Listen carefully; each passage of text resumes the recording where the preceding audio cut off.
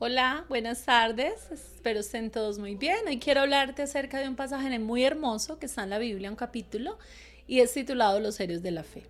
Sí, algún día escuché de un profesor que decía tres palabras muy importantes acerca de la fe y decía que la fe es creer, confesar y actuar.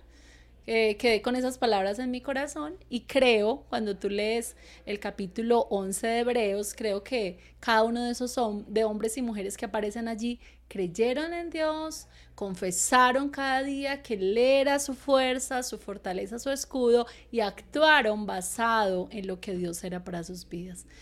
Podemos mirar esa historia y decimos, wow, parecen hombres sobrenaturales, como hombres que no son de este mundo. La misma Biblia lo dice ahí, parecen hombres totalmente diferentes, pero eran hombres y mujeres que fueron guiados por Dios y dejaron que sus vidas fueran ese instrumento en sus manos. Quiero que pensemos qué tenemos en nuestra vida, qué tenemos en nuestro corazón, qué podemos ofrecerle algo a Dios o qué tenemos para dar a Él, y Él puede usarlo de la mejor manera para poder hacer su obra, para poder ir y cumplir esa gran comisión que tenemos como hijos de ir y hacer discípulos y poder contarle al mundo esa buena noticia de salvación a todos los que lo necesiten. Dice que resaltemos a alguno de esos hombres. Dice que José fue llevado a la cárcel. José fue vendido por sus hermanos. José tuvo que pasar diferentes circunstancias para que Dios cumpliese ese propósito en la vida de José. Pero ¿qué fue lo que hizo José? No dejó de creer, no dejó de perseverar, no dejó de persistir en lo que había en su corazón, que Dios había colocado para el poder llegar a Egipto y ser de bendición para toda una nación y aún para sus hermanos y su padre y su familia, aun cuando le habían maltratado, aun cuando le habían regalado, sí, cuando lo habían hecho creer que él estaba muerto.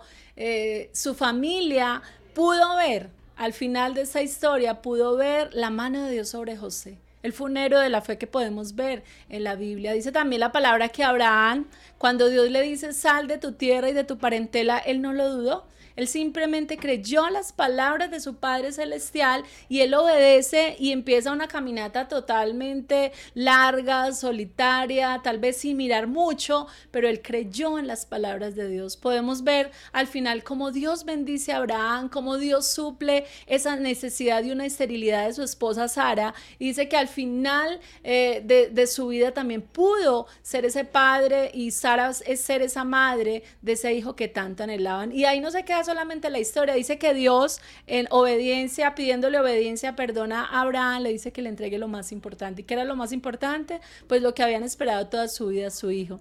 Así que le manda para que ofrezca a su hijo en sacrificio, y Abraham obedece. Si Abraham no duda, como ese hombre de fe, a decir, Dios, aquí está lo más importante que tengo, es mi familia, es mi hijo. Y él obedece. Él empieza esa caminata de obediencia también. Y vemos al final cómo Dios responde cuando tú y yo confesamos, cuando tú y yo esperamos, y cuando tú y yo actuamos en esa fe que Dios hoy nos está pidiendo. Y también me gusta mucho la historia de José. Dice que se rehusó llamar hijo de la hija del faraón, y él renuncia a todo lo que él había logrado, tal vez en su niñez, en su infancia, en su adolescencia, y él rehúsa todos los privilegios de Egipto. ¿Por qué? Porque él quería un galardón mejor, y es lo que Dios le estaba prometiendo. Así que te invito hoy, pensemos en estos ejemplos y digamos, Señor, en este tiempo yo también puedo ser un testigo de tu amor, puedo creer en tus promesas, puedo confesarlas, y lo más importante, puedas actuar de acuerdo a lo que Dios te ha dicho. Que estés muy bien. Dios te bendiga.